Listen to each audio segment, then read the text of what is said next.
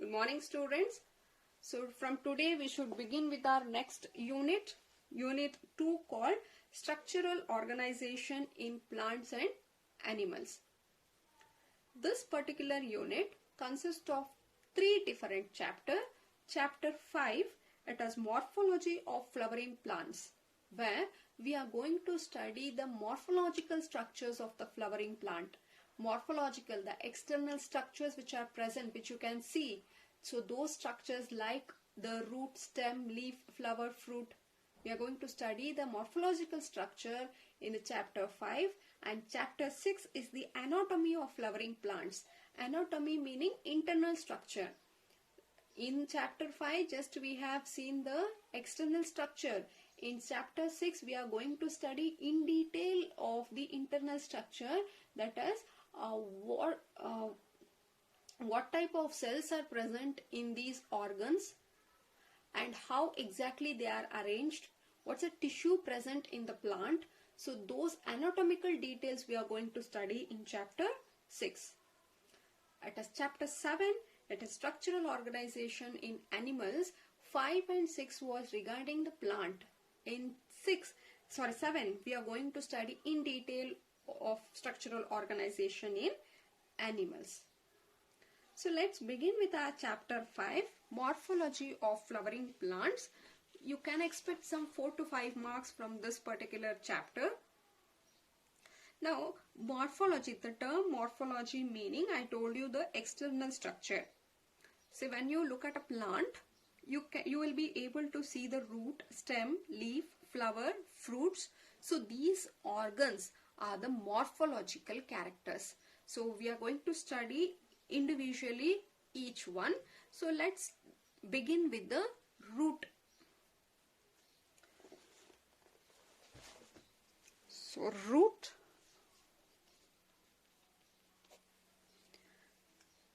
See, roots are arising from the radicle. When seeds germinate, you get plumule and the radicle. Plumule will give rises to the shoot system. Radicle will give rises to the root system.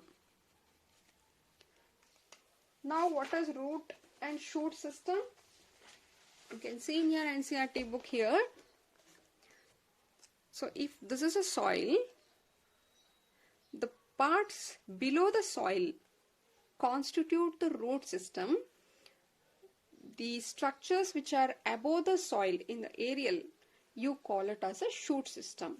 Root system, and whatever is present above the soil, it can be the stem, it can be the leaf, fruit, flower, whatever, they constitute the shoot system. This is from the radicle and this is from the plumule.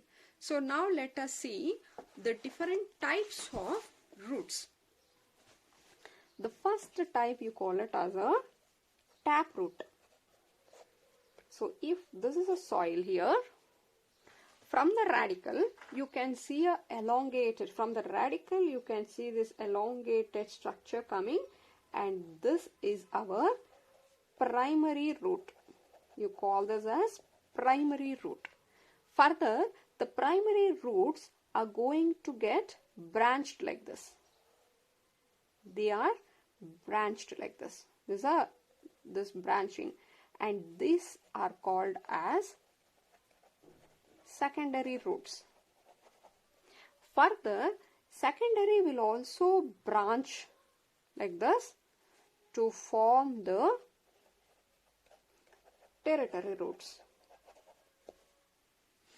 If system is having such primary roots with its lateral roots, you call it as a taproot, and these are found in the dicot plants. Right, and second type is called as fibrous root. In this case, the primary roots are short-lived and immediately they are replaced by number of roots which arises from the stem. So this is a base of the stem. Here you will have the stem, and this is the base of the stem. From the base of the stem, you can see number of roots like this. all the roots are originating from this base of the stem. This type you call it as a fibrous, and this is common in case of monocot plants. Clear? If there are the primary roots and its lateral root like this constitute the taproot, and if the root system is like this, that number of root arises from a single point here like this, it is the fibrous root. There is one more type of root called adventitious root. Here they arise from parts of plant other than radicle. I told you radicle will give rises to the root system. It is in this taproot, that's the primary roots are coming from the radicle. Here also the primary roots were there which were replaced, but they are also coming from the radicle. These two types of roots originated from the radicle. But there are certain plants where you can find roots present on, or they are coming from parts of the plant other than the radicle. Those are called as adventitious roots. So you can look at the diagram again. Different types of roots are given. You can see here there is one main root. This you call it as the main root you call it as a primary root. The primary roots have branched further to give this lateral roots. This type you call it as a taproot system. In the second diagram you can see here so many roots have arisen from from the base of the stem, and this are called fibrous roots. And in third diagram you can see the roots are coming from the stem here. This was a stem. You can see certain roots growing on the stem, and this type of roots are called as adventitious roots. Now, the different regions of root. Regions of root. If there's a root, the roots are covered. The tip of the roots are covered by a cap. You call it as a root cap. This first portion, the tip here, you call it as a first region. Next is the second region, and finally you will see the third region. And right here, the first region you call it as region of meristematic activity. So this is a region of meristematic activity. You know what is meristematic cells? These are actively dividing cells. At the tip of the root you can find such actively dividing cells. So these cells which are present in this first region, they are the meristematic cells which are actively dividing one. That is necessary for the growth. And also in the region 1, these meristem cells are being protected from the damage by a presence of a cap, and you call it as a root cap. Meristematic cells here, the cells of these regions are very small and thin walled. The wall of the cells are very thin, but it is having very dense cytoplasm. These immediately will undergo division like this. They form 2, 2 to 4, 4 to 8 like this. They keep on dividing. So such actively dividing cells are present in the first region. The second region, this one, you call it as region of elongation. So the cells which are present in this region, they just get enlarged. They don't divide, but they get enlarged, and that is responsible for growth of the roots in length. See, meristematic cells were dividing, and that increased the number of cells. But in this region what happens? The cells which are present in this region, these are all formed from this only. I'll just give you here. See, suppose if this is a meristematic cells which was present at the tip, they have divided now, divided like this, initially here at the tip you can find. Now they have undergone division like this. Now you can see here these two will again further divide, but these two will not divide. Instead, they increase in their size like this. They increase. Now this one which was present here will further divide. Now these two will divide into 4, and this has got elongated, these two.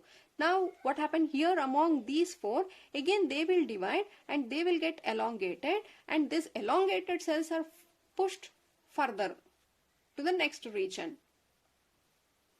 So region of elongation. So these get enlarged. The cells present in this region, they just get enlarged and they are responsible for the growth.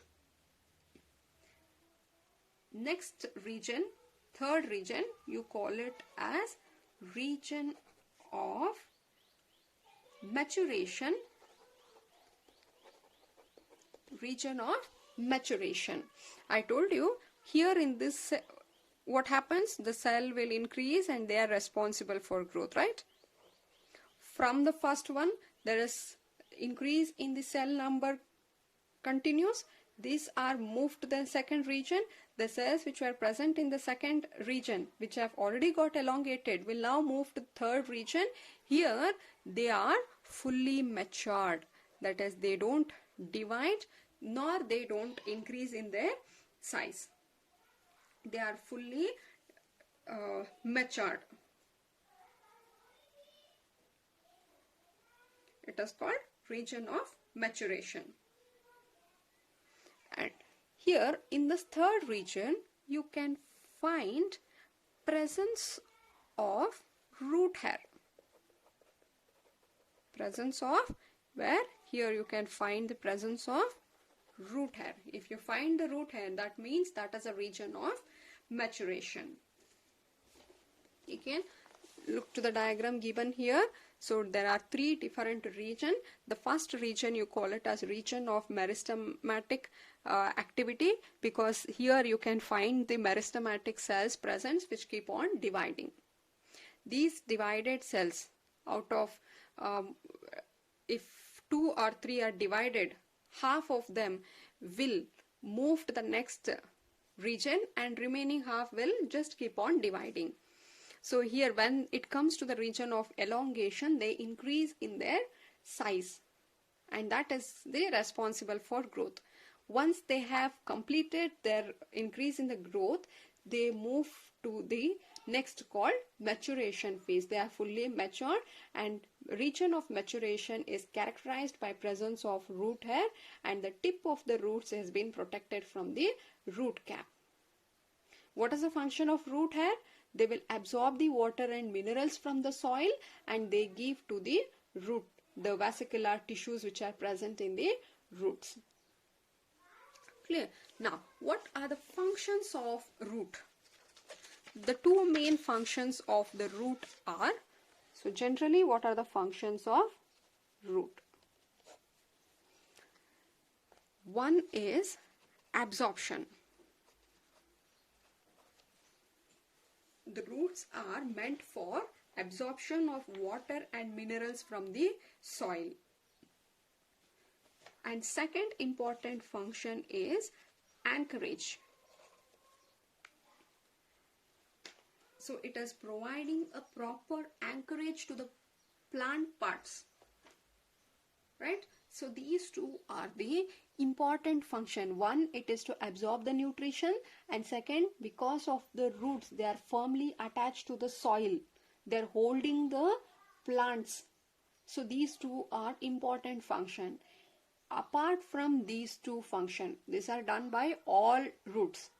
But there are certain cases where the roots are modified for performing other function other than these 2. They are modified to perform different functions. So those are called modification of root. Modification of root. One, it is the storage of food. Are you getting what I am saying? roots, the main function of roots is absorption and anchorage.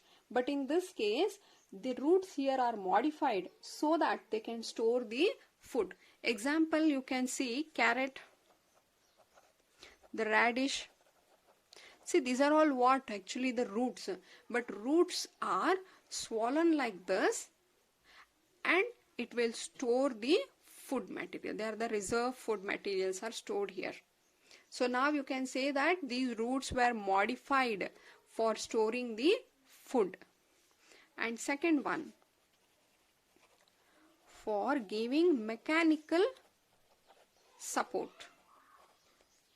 See, in case of the prop roots, that is, if you see a banyan tree, you can see from the, if there's a banyan tree, you can see roots are coming from the branches like this. These are called as a prop root. What they do? They give extra support to the tree. They are giving the mechanical support. So those are called as a prop root. And there is one more called as stilt root. Stilt root, if you see the maize, if this is a soil and this is a stem portion, you can find the roots arising from the stem portion and these touches the soil. So now these roots are called as a stilt root, which is also there for giving a mechanical support. If you take the tendrils like a climbing roots, that is regarding the tendrils, you can see them, they are meant for climbing purpose.